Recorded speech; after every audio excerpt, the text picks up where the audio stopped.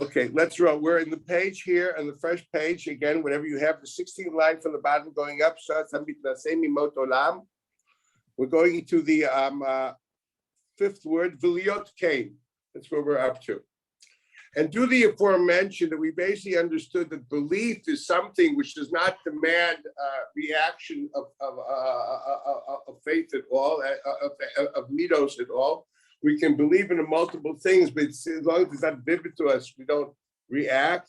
For example, I definitely believe that cholesterol is detrimental to my health. Right? I don't argue with science. I definitely think that hamburgers and all the other good proteins and carbs are not good for me. I know that. I believe it. Yet, if you look at me, I look more like obelisk than Asterix, if you know what I mean. I am definitely horizontally challenged. Okay, now that doesn't come from Amiyesh Mei Rabba. Believe me. Okay, that has to do with carbs and carbohydrates and proteins. That's what it deals with. No, what happened to me? I'm an idiot. Yes, I'm an idiot.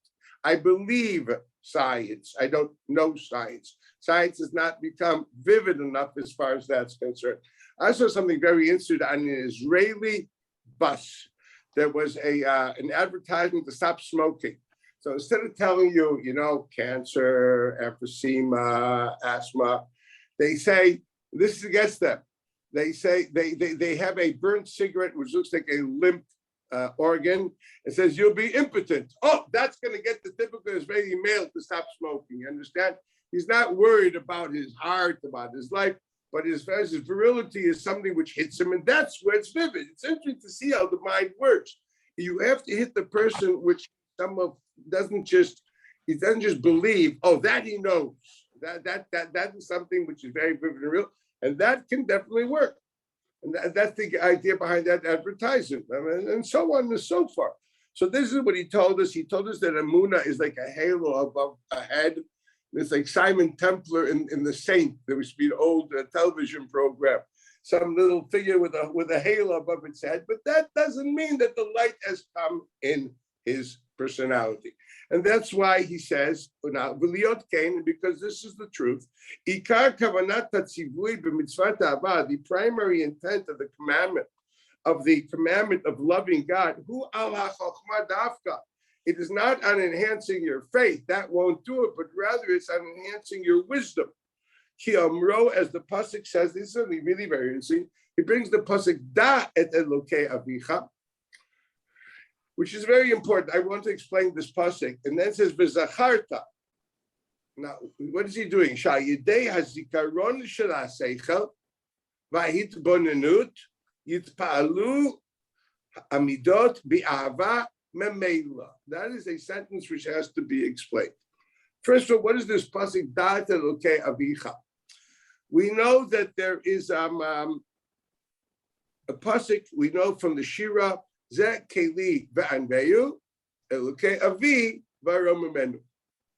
know that there are two aspects of God. There is the God of history, the God of my forefathers. I have to take care of history, look at the past, in other words. And then there's the God that I personally encounter.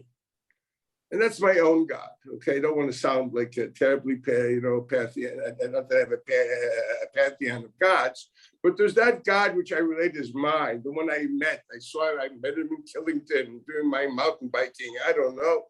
I met him wherever I met him, and I see him in my own life. Okay, I see him in the way I see science. I see him in the way I perceive a fossil. Okay, wherever I see him, you see him wherever you see him. Okay, and then there's the God of your forefathers. Now, it's very clear from the psukim. I mentioned Zayitz. Good morning. I mentioned this. I was a bit shemish by Aaron for Shabbos. I mentioned this. I mentioned there's an idea of Zeki Liva and Beyu. If I want to emulate God, Aniva, who it's got to be my own private God. I don't emulate my forefathers' gods. I respect it. I know it. But then I have to project it into my own life, because until it's translated to my own God, it's far. Like we all know about like the Holocaust. It's far. It was. Very few people today live that past in the present. Okay, you have to be able to find your own God for you to be able to emulate it, because it's your translation of God, your understanding of God, which you can identify with interpersonal personality and emulate it. If you don't find your own, you're just another clone of the crowd. You poor kid. You don't really have a God of your own, and that's the pasuk. This is my own God. Yes, I will glorify the God of my forefathers, because that's the God of history. I want to find the God of the present. Okay, the God of the present is the one I can relate to. The God of the present is the one I know.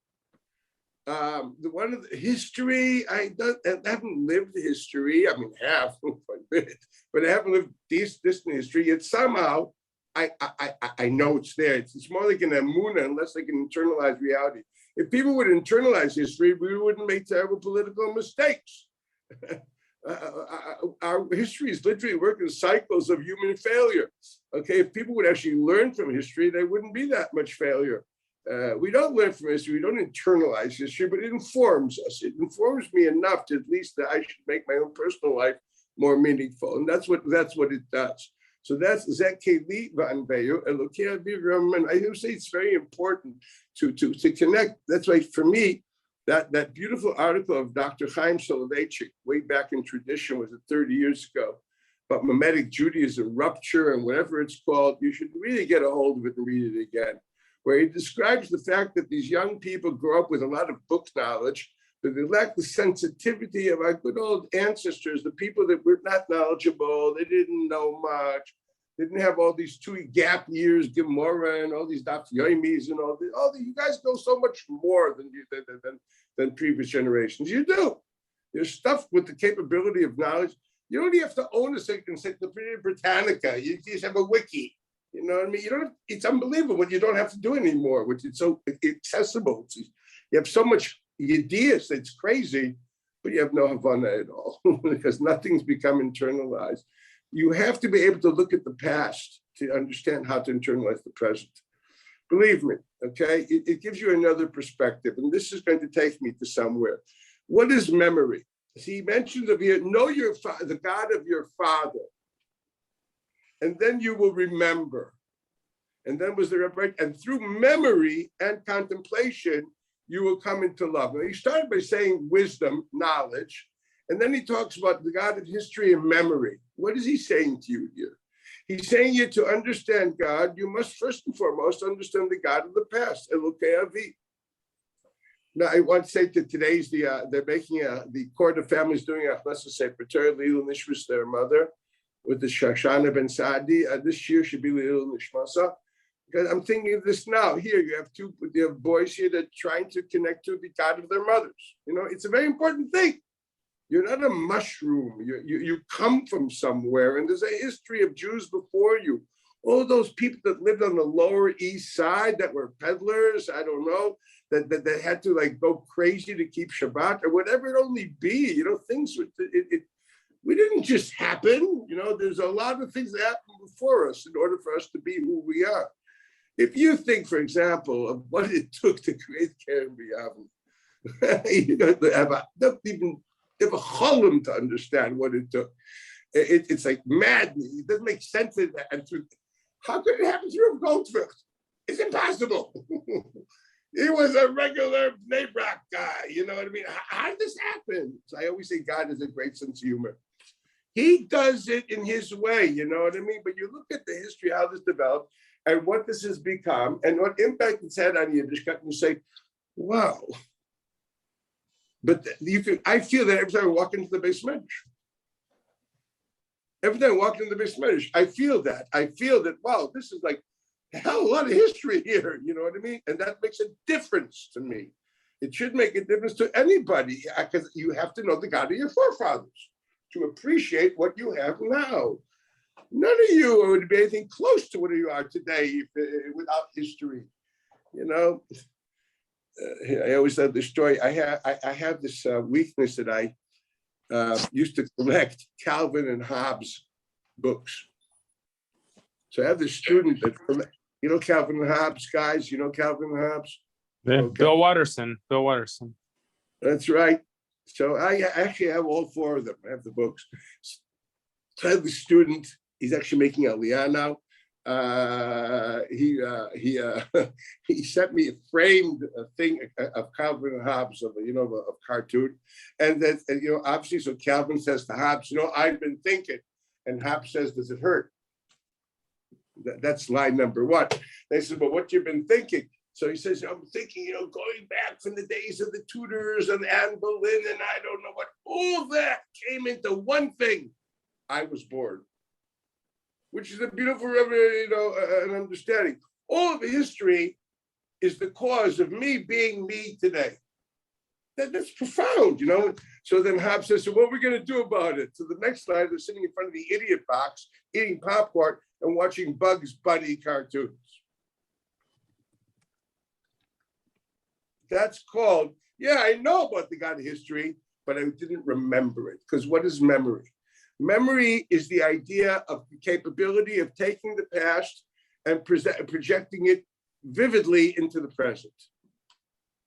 God of memory, when you remember, if you are a people of memory, and Jews are obsessed with memory, Zecher, Zecher, Zecher, Zecher, all freaking day, you're telling me Zecher, Yetzias Mitzrayim. Does anybody, you're expected through that to literally, vividly experience the Exodus.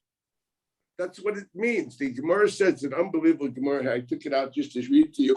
The Gemara says in Mesechus Derech Eretz Zuta, one of the Mesechus that they should learn in yeshivas and they don't, called Daina Mensch. So he writes in Perek Gimel, what's a Talmud Chacham?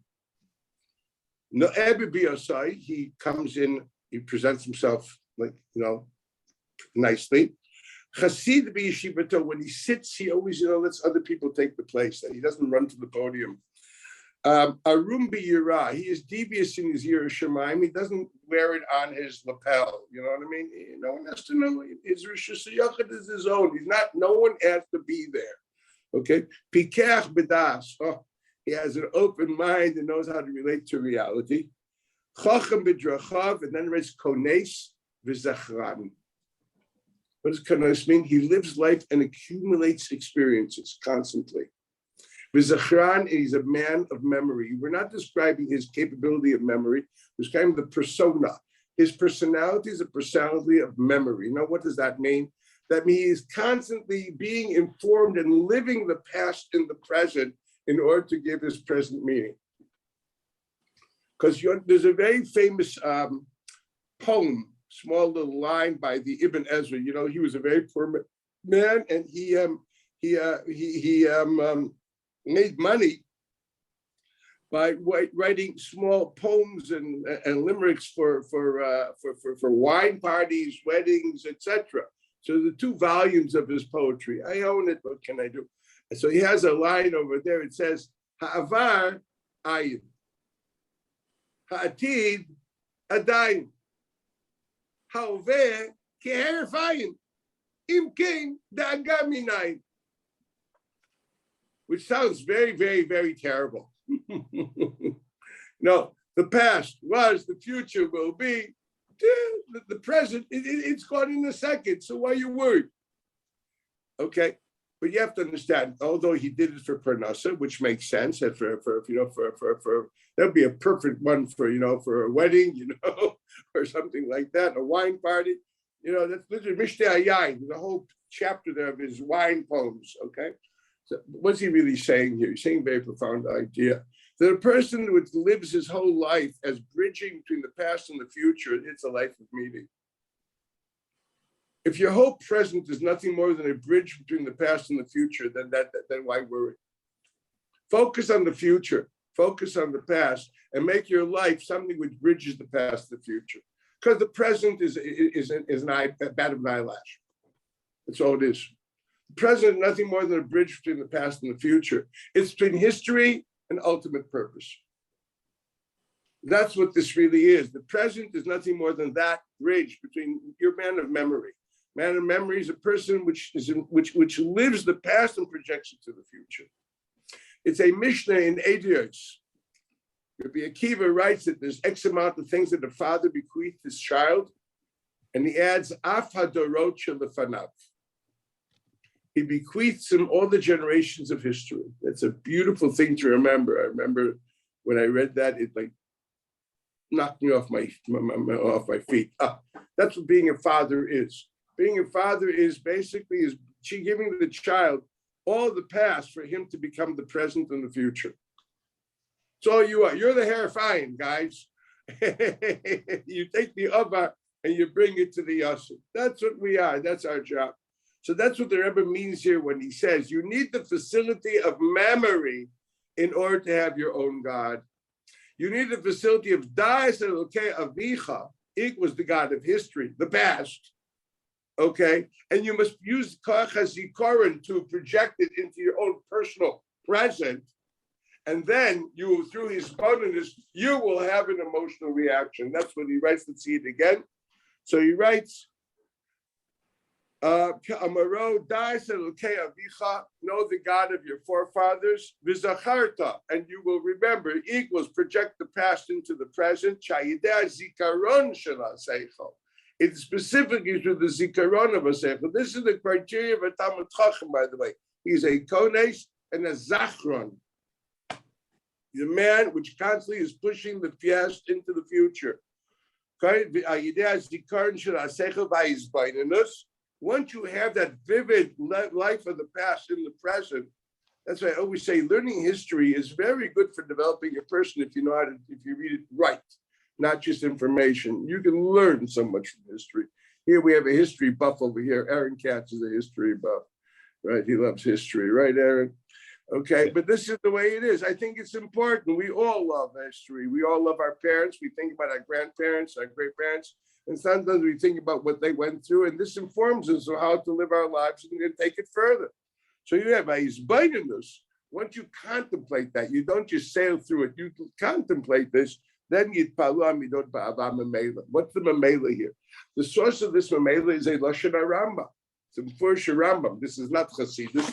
Typical Tzemach Tzedek using, Drushi language, but it's a Lashon of the Rambam in Hilchos Yesodei HaTorah, in Perek Beis, in Hilchos Yesodei HaTorah, Perek Beis, where the Rambam explicitly writes, he says in Halacha Beit, he looks at science. He looks at the beautiful world around him. I must tell you the honest truth. I, every other year, try to go to South Africa for summer, not only because it's the shortest Tisha B'Av in the world, it finishes at 5, because it's winter over there and it's breezy and cool, but also because I love going to Kruger Park, because I just love nature, or sometimes I'll go up to Zambia, to the Serengeti, or whatever it be. And you know what? You really see Chachma v'Kadosh Baruch Hu when you understand the beautiful complexities of creation and of science, of natural sciences. For me, that this is the greatest hachana for Rosh Hashanah Yom Kippur. I simply say Psukkah de Zimmer, and I really mean it so much more. I'm telling you the honest truth. That this is something which I really go through usually every alternate year for many years now. I do this. You see, Bruavu Ma'asava di Flame, V'yir'ebem Chachmato, you see his wisdom. She'ein le'erech v'lo kates. How much does God want you to go on nature trips? When's the last time you were in Yosemite? I don't know. When did you go to a national park? And just, and say Tehillim there, like mean it. It's like unbelievable, okay? Look at a beautiful world around you. You poor urbanites, you don't even know what a constellation looks like because the smog of LA. I mean, come to Matzad over here or Rimon, and we'll see the natural world. If you go to a national park, you'll see it there too. Goodness sakes, them redwoods, that's something. You know what I mean? That you look at that. You see the Chachma v'Kadosh Baruch Hu she'ein le'erech v'kates. You see its infinite wisdom. It's beyond.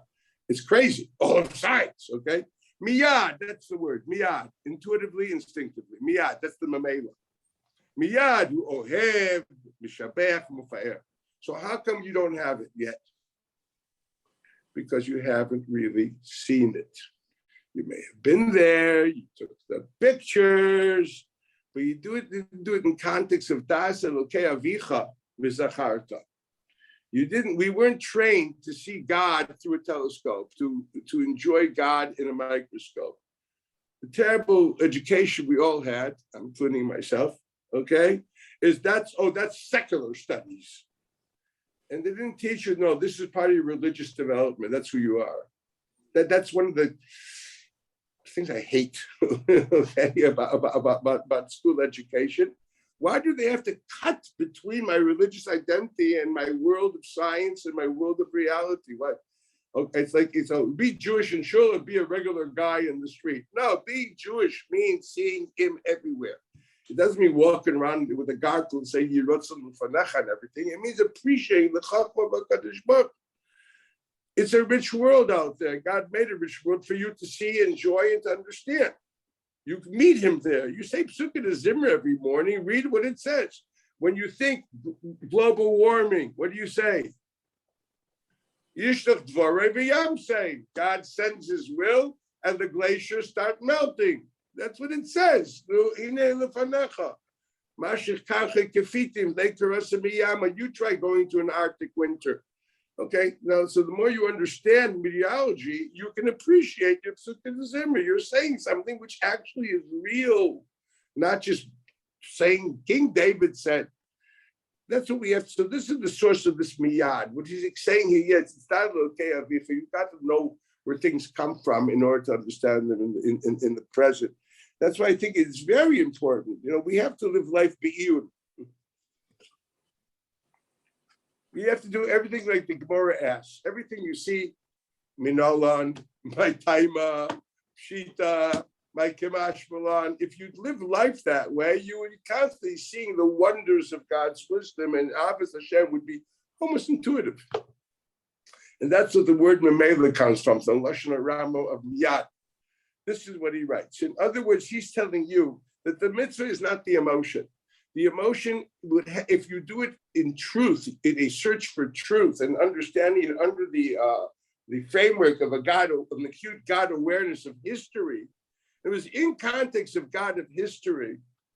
Okay, and every family has its own, and every family has its story. Everybody. Okay, that God of history sometimes is very good and sometimes he's ugly as it can go. But at the end of the day, in the big picture, we're around. Always, whenever you come to Chodesh Iyar, brother dear, think of Holocaust, think of Dinat Israel. That's God of history.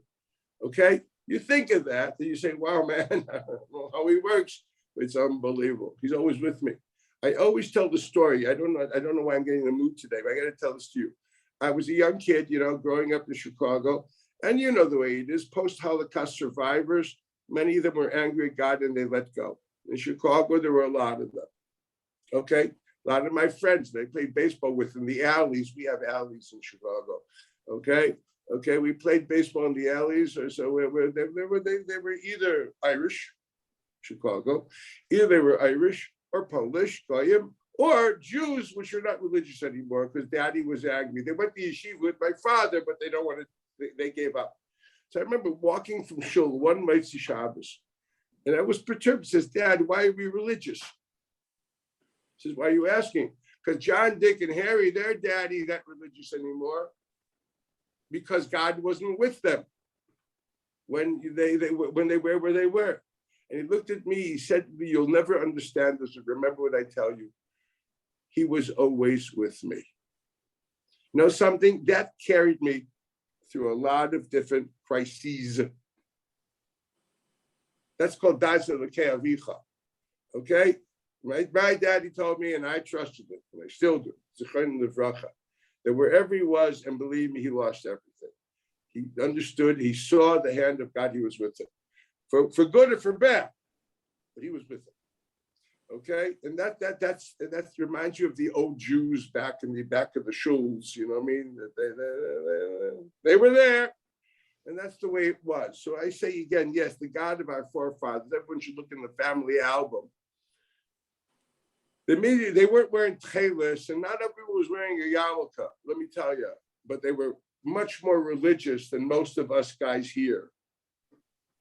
I mean, it was religious people believing in God, okay? And that's something we take, and anybody doesn't appreciate that, he's a mushroom, okay? That's how you get your memela. Now, weiter. V'zeu v'ahavta lashon atid v'lashon tzivui. This is a Radak. Radak writes on v'ahavta. You look at the pasuk carefully. Is there a command? This is really crazy. Is there a command for one of the most important mitzvahs is Kiddush Hashem? right? You actually have to forfeit your life if you're expected to deny God. Is there a commandment for that anywhere? Does it say anywhere in the Torah, get yourself killed if you have to deny God? Well, if you learn Sanhedrin or will one day, no. What is the commandment? The commandment, because it says Shema Yisrael, Hashem Elokeinu, Hashem Echad. And Shema means what? Not just listen. We know that by now. Shema also means comprehend, understand. If you read Talmud, you'll find many times Shomei ani is divrei chaveri. Now, I remember I had a brother-in-law. He learned in tells, and whenever I said something, he would say, "I hear, I hear." And I used to be angry. I know you're not deaf, you yeshivish thing. Why can't you simply say, "I understand"? Then I understood that in their yeshivish speak, what's called frum speak, that Jason Aronson book. In their frum speak, I hear means I understand. Okay, it took me time for it to I hear. What kind of vernacular is this? It must have come from Brooklyn. Whatever, I hear. So this is actually true. I hear means I understand. When you say Shema Yisrael, what do you say? Okay, please understand. Now, are you talking to yourself as a person, or you're looking at yourself as part of a nation? What, you're sitting here in Los Angeles or in Ranana or Chemesh or here in KU? I'm actually in my library in KUY at the moment.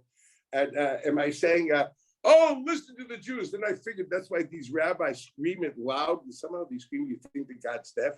They scream the Shema Yisrael loud. I'm sure they think God's deaf. Because they want everyone to hear. It says Shema Yisrael. You're talking to the nation. No. Just Shema Yisrael doesn't mean you're talking to your nation.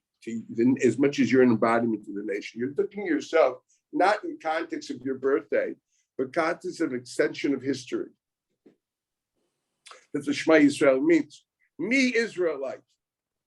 Can you, me as an Israelite, I must comprehend. It's called Das Elokei Avicha.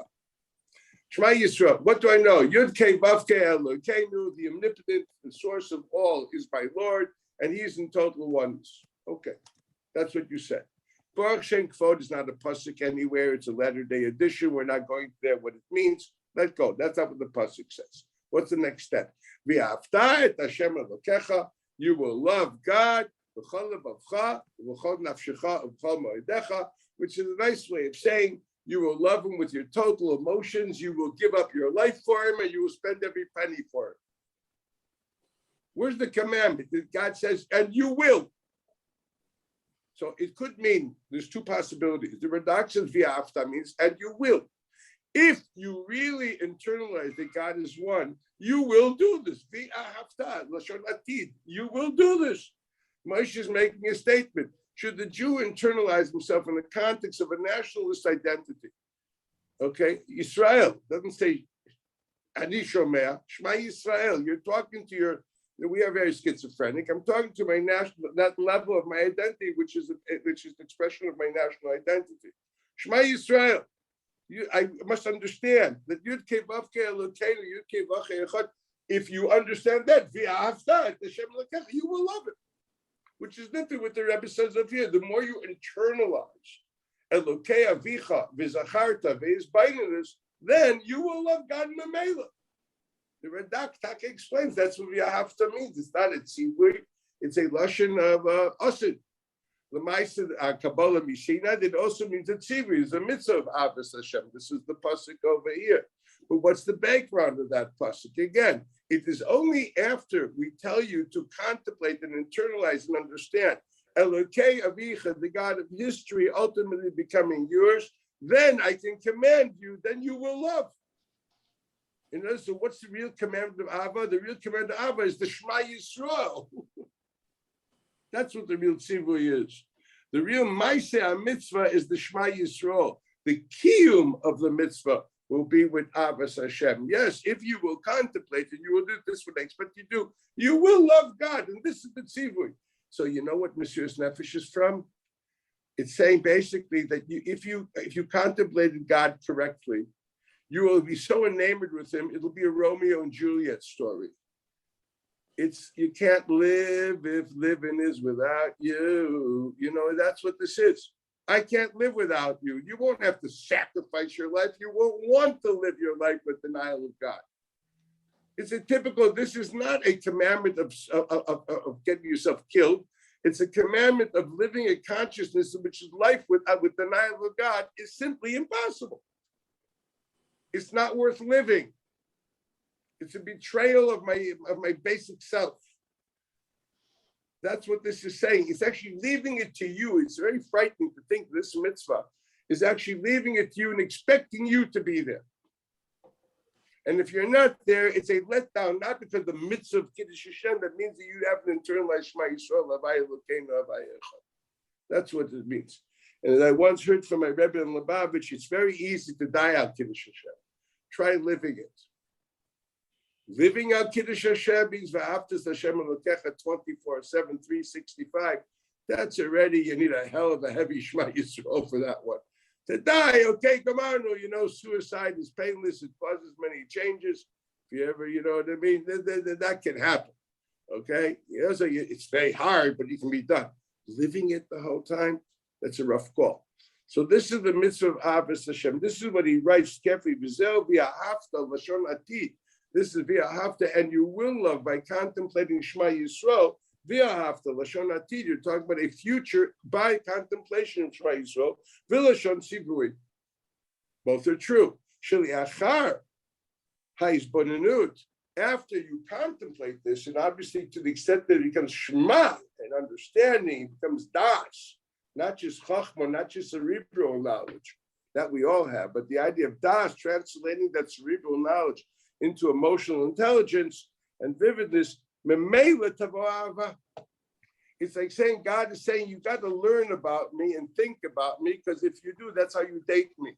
If you really date me well, you'll fall for me. There's no question about it. He's a hot date. But you have to start dating me, and this is the way we date. That's the mitzvah. The mitzvah is thinking about it and learning it. I always say, instead of giving, these, I used to get for bar mitzvahs, we used to give us Parker pens and trees in Israel. I got a lot of trees in Israel.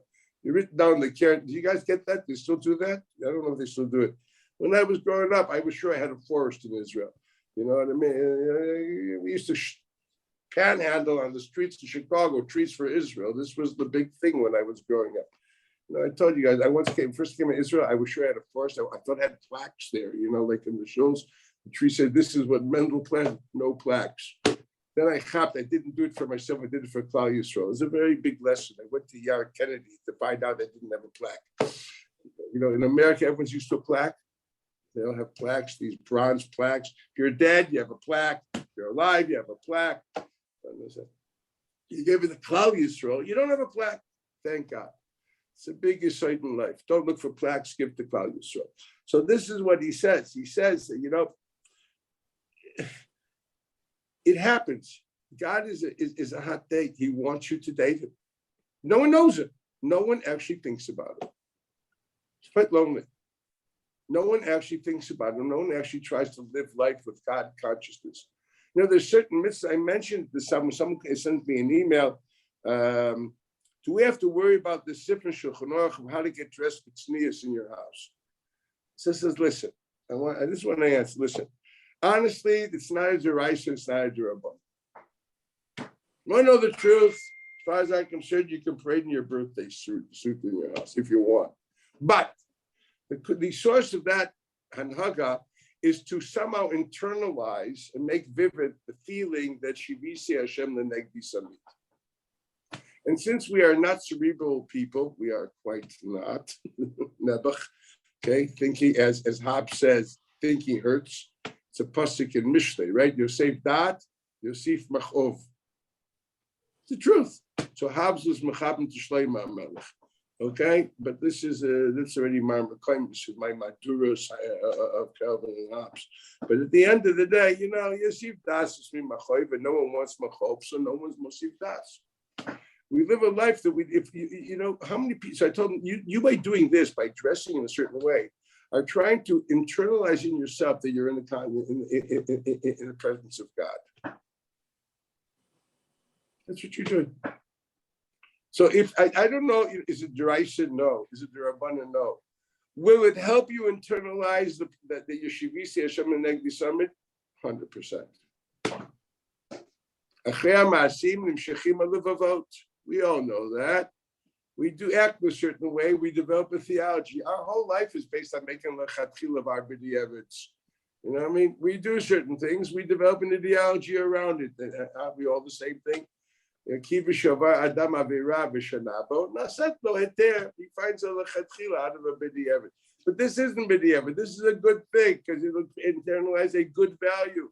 So I told him, listen, I can't tell you you have to, but I would if I were you. That's what I said. Okay, try not to push people around. But this is the truth. There's a value in these things. There's a value that ultimately you live with the God awareness. And that's what he says here. You don't buy bar mitzvah bachrim, Parker pens, or I don't know what. Buy them a telescope. Buy them a microscope. Give them a book on astronomy, on fossils. I don't know what. Teach them the beauty and complexity of God's wisdom. That's what will make them really religious people. Quote unquote. That's right. You don't have to run after it. It'll come naturally. The more you're midbonen, chachmato, it's not much what he says. Adrabah. If you want to run after it, it'll run away from you. You don't have to run away from it.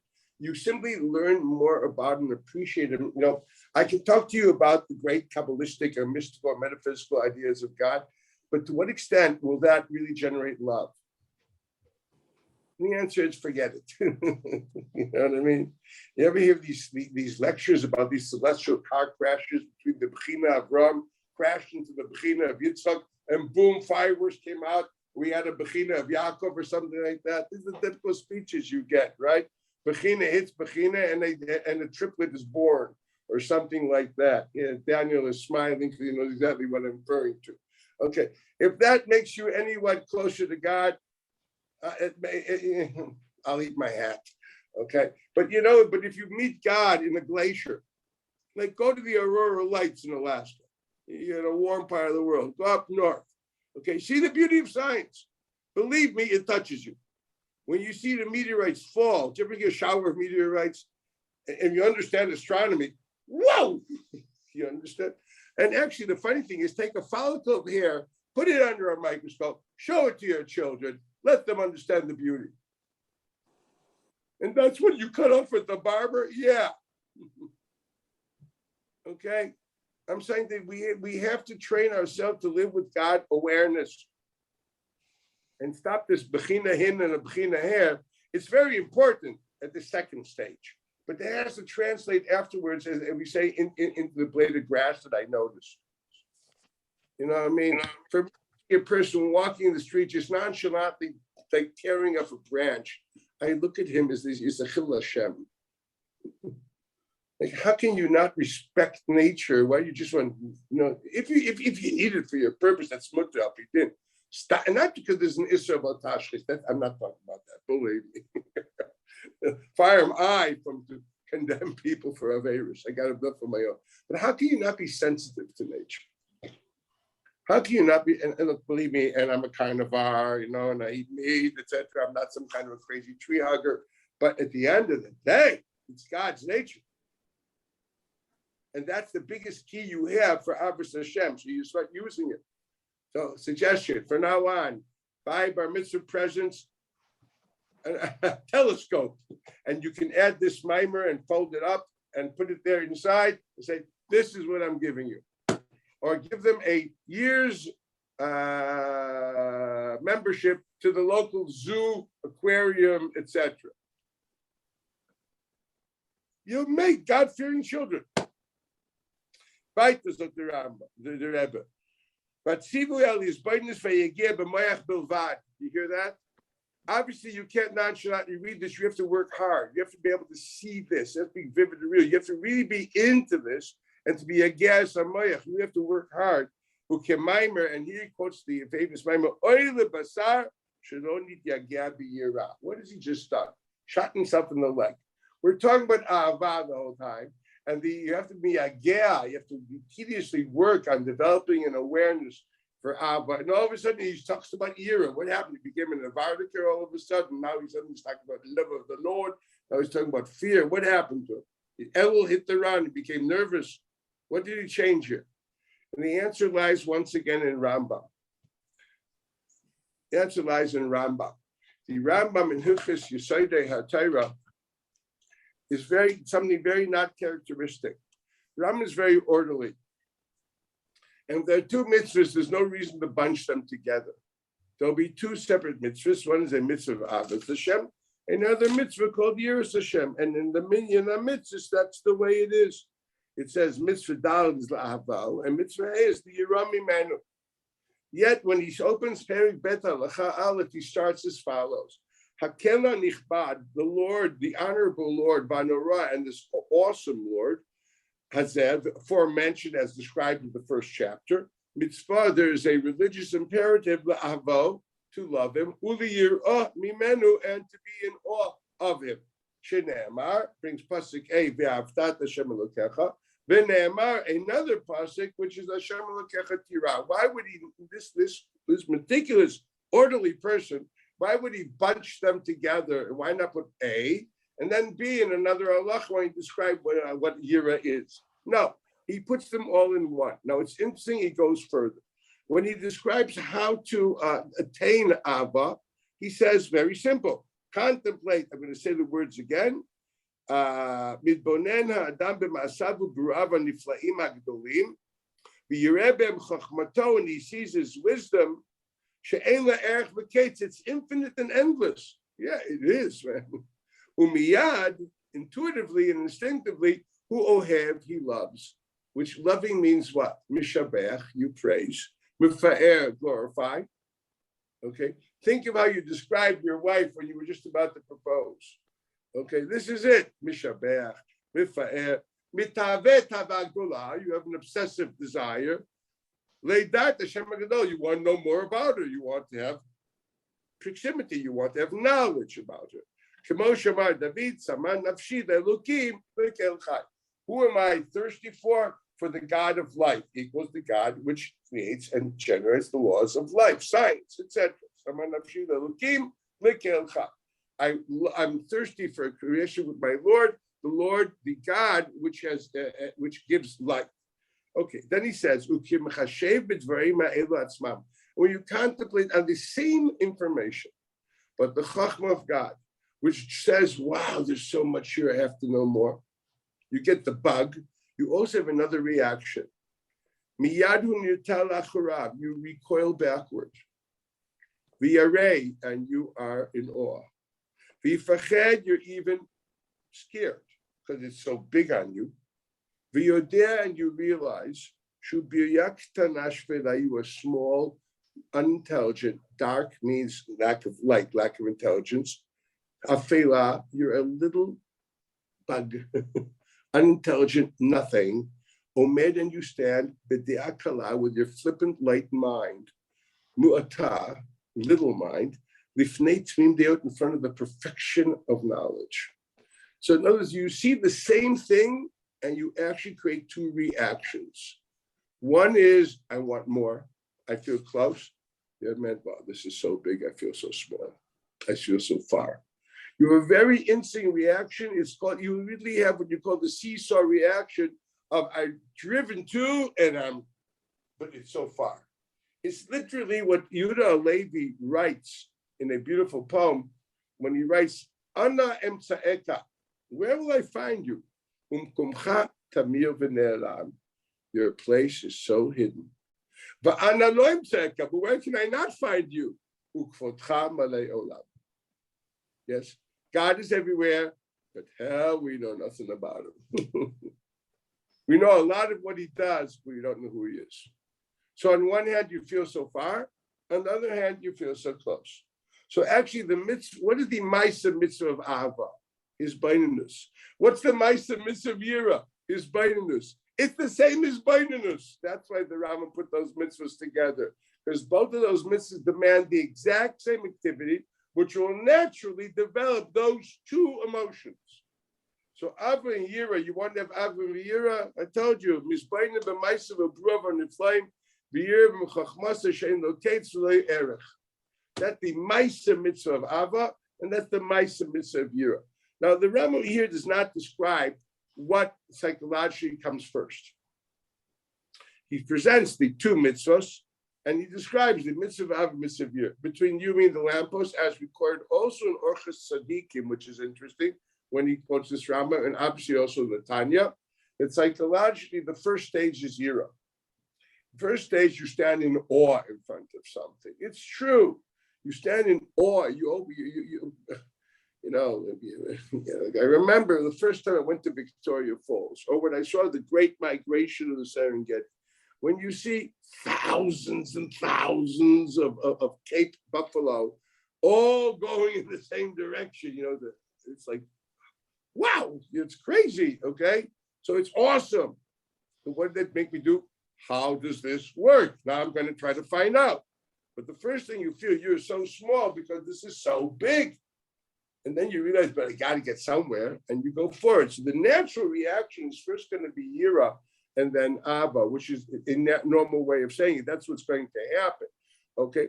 Actually, even deeper. And that is because it's only when you have a sense of Yira does that, I would say, develop your intellectual honesty and cuts away your private agendas. Many times we want to find things because they serve our ego. They serve our comfort zone. We want to be informed to be able to be comfortable with ourselves. The sense of Yira, first of all, decimates the centrality of the self and puts God in the middle, and therefore allowing to be an honest researcher. That's something to remember when you learn a Blat Gemara. I know that constantly, how many times I meet people that without going into stories, I don't want to, but I once had a conversation with a certain profound scholar, which I respected him so much, you have no idea. And I told him, you had a problem. What's the problem? I don't think you really care what the Rajba meant. You're using it as a diving board to express your own thoughts. So this man had a lot of Yerushalayim and was intellectually honest and said, yes, you're probably right. It's a rare person to tell me that. But I felt it. I felt, listen, you have some kind of agenda of you want to say what you want to say, and you feel comfortable by putting it on the Rajba, okay? And I think if you had more intellectual honesty, you would basically, you would try to put yourself into the Rajba. You try to understand, what does this author really mean, taking into account his style, his thinking, references of other places. You would work differently. You would work in more of a historical approach to understand, what does this author really mean, okay? And you're not doing that. So, and that's what I feel Yira is for. The Yira creates a basis of taking you out of the center of the page. So when we're in the center, all information we do is we will selectively understand and appreciate that which we enjoy. Isn't it true? You remember when you were kids, didn't you love these perfect surgical chakiros? It's either A or B. So the rabbi puts up two hoops and they throw the ball. And this one, that one, everything is perfect. When you grow up in real life, there's no two hoops. And nothing is surgical. It's hell. There's 50 shades of gray, man. You know what I mean? There's a lot of levels. It's not beautiful. It doesn't work that way. So it's very nice in the Lala learn the world of maybe Bensi Eswai, where you have, it's either Hefza or Gavra. You know what they do? The hoop A or hoop B. In the real world of scholarship, so much more complex, so much more complex. In the real world of existence, it's so much more complex. I wish they taught that the children at a younger age would be better parents and better everything. The world is complex, guys. You know it. You're already, you're there. Okay. So this is something we have to remember. Okay. This is what the Rambam was telling us, that yes, it is the same mitzvah. The mitzvah is not Abba or Yira. The mitzvah is Bainanus, which creates this, both Abba and Yira. The Rebbe writes in Tanya also a thing, but practically speaking, the natural reaction will first be Yira and only afterwards Abba, which is to be expected. I mean, for goodness sakes, there were people, if you met Moshe Feinstein, you didn't, I did. Okay, this little 5'2" man, and thousands of times of shas under his belly. First, you looked at him, you thought you were looking at, at a legend. You're scared. But he was the most nicest person, rosy cheeked man, nice, beautiful granddaddy. You were drawn to this person, okay? But beforehand, you had to assess him. You had to realize, oh, he is so big. And that's how you felt. It's a natural reality of year before Ava. When it comes to research of God, honesty in any research, lav dafka in God, I'm going to say the truth. In an honest assessment of anything, you first have to take yourself out of the center of the circle. You have to take the text, the truth, the information has to stand on its own. Okay? Once it stands on its own and you're out of there, you can actually have obvious Hashem, not just love of yourself and look for a comfort zone. So that's very important to understand. This is what the Rebbe writes over here, that the Melud is going to be, but you need Yigi of Yira. And our question was, we just spoke about Ava, and the answer is because it's one mitzvah. That's what the Rebbe did over here. One more sentence and we'll do enough for today, okay? I still have a shiur here, on May Mariva in another 2 hours. Sunday's a heavy day in this place. Would you believe it, guys? I finished shiur at 1:30. I laid down for an hour. From 3 o'clock, I have a swivel door, like I've been passing out, like say several Hail Marys, compensations, and viduyim. I have my rosaries and my canonicals, and I've been doing, say 2 Ave Marias or something like that, all the way until 6:30. So you're my respite. I can actually learn something now. I'm supposed to be learning. Okay, resident psychologist and priest confessor. Why do they all come to me? They think I'm a big sinner, so they figure they can understand, right? A 60s kid, he understands what a sin is, okay? What are you gonna do? Okay, you got these you have rabbis here which are so holy, they look like they have halos. I don't have a halo. Cats, I don't have a halo. What can I do? Right. Now this is really very interesting. Faith does not need a commandment. Now, why is this interesting? Is there a mitzvah anywhere of believing in God? So here's something very interesting. Until recently, when we finally got a serious translation of the Sefer HaMitzvos, primarily through Reb Chaim Heller, I don't know who he was, but the famous husband of the Rav on Reb Chaim Heller.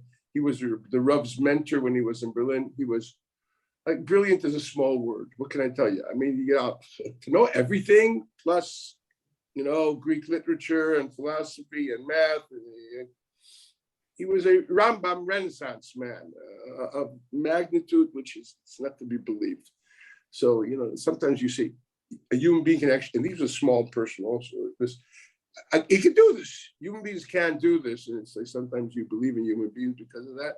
And Reb Chaim, thank God, translated the Sefer HaMitzvos finally according to the dialect.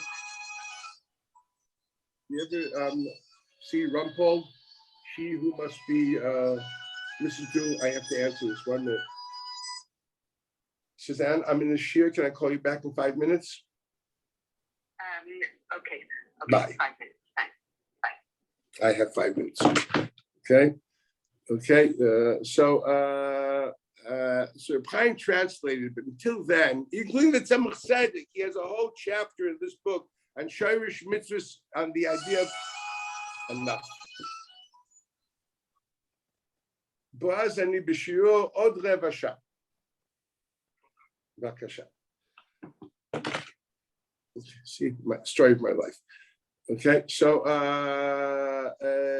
here the mitzvah is Amunah. So how can you tell me there's no mitzvah Amunah? He himself, this book has a mitzvah Amunah. The truth of the matter is, after we have Reb Chaim Heller's translation of Sefer HaMitzvos, there is no mitzvah Amunah. The mitzvah is internalizing knowledge to make it vivid.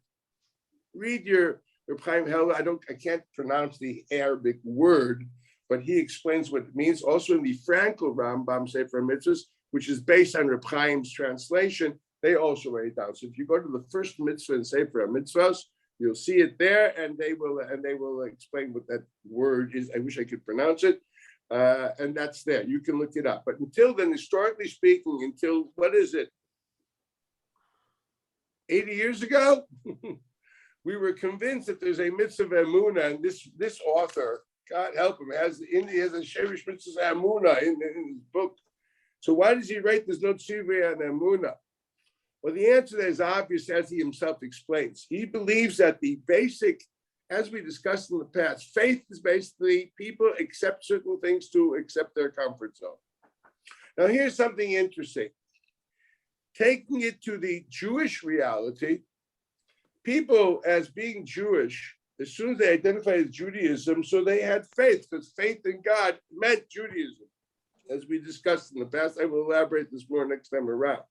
Now, in the mystical literature, it is believed it's not just a condition created through nurture, but it's inherently part of the soul wanting to be itself. It's what you call Ahavat Mesuteret, the latent, the energy of love that the soul is drawn to its creator. Now, the only thing is we are not naturally living with soul awareness, and therefore we are far from letting it express itself.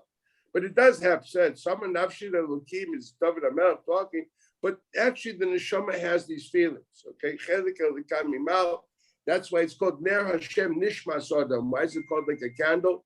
So the Tanya explains like a candle is constantly flickering, trying to go back to its primary source, whatever called the element called fire. If you know your Italian science, we'll do that more next time around. The soul also constantly wants to go back. Okay, the drawn towards its source, drawn toward the source is the idea of love.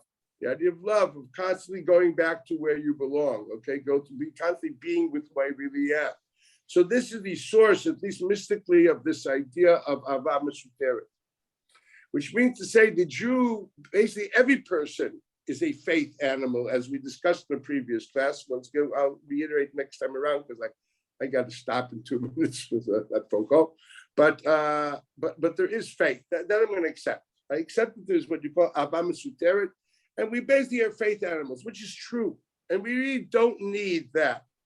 And a person living without cynicism naturally will feel that there's a intelligent design, and therefore will naturally draw to the conclusion there's an intelligent designer, and not defining him. But I don't care if it took 30 million years or 40 billion years, but it's definitely a process of intelligent design.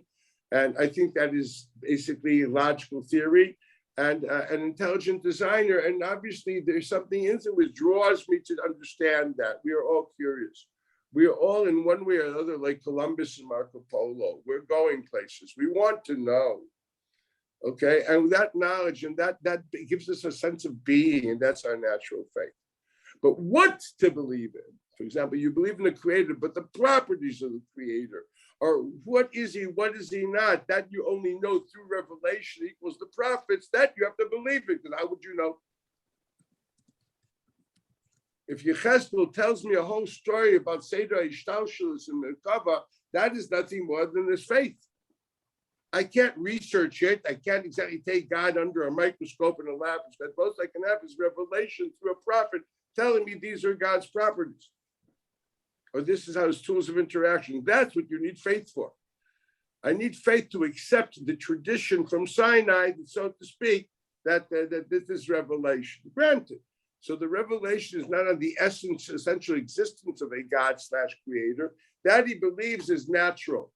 The logical person, not inhibited by his ego, and he's not afraid of the fact that he is accountable to his, actually understand he's nothing more than a created form, which is really not that hard to attain.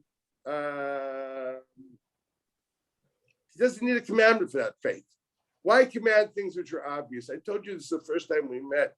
God doesn't want to command things that he doesn't have to. Commandments are restricting. These are basic values. He wants you to take this normally and naturally. It's like a commandment to love my wife. God save me. Okay? Same thing here. That's a very simple thing, but you are commanded what to believe in. That's what he writes. So he says there is no mitzvah. His language is alamuna ein tzorich tzivui, for the basic faith. We have to add that word. You don't need a commandment. Ki klal Yisrael, kol klal ki Yisrael ma'aminim b'nei ma'aminim mitzad teva toldosom ki yadua. I'm going to stop now because I know I have to answer my wife. Have a great one. See you in 2 weeks. Bye. Thank you very much. Thank you. Thank you. Yeah. Bye. Hey, Corey boys. Hey, have a Should be you live in the summer for your mother. You should talk to Man. her or not. Live life the way she wanted you to live it. Come on. We're trying to celebrate right for the Torah. That's what we got to do. Man. Take care. Right. Both of you. Bye. Yeah.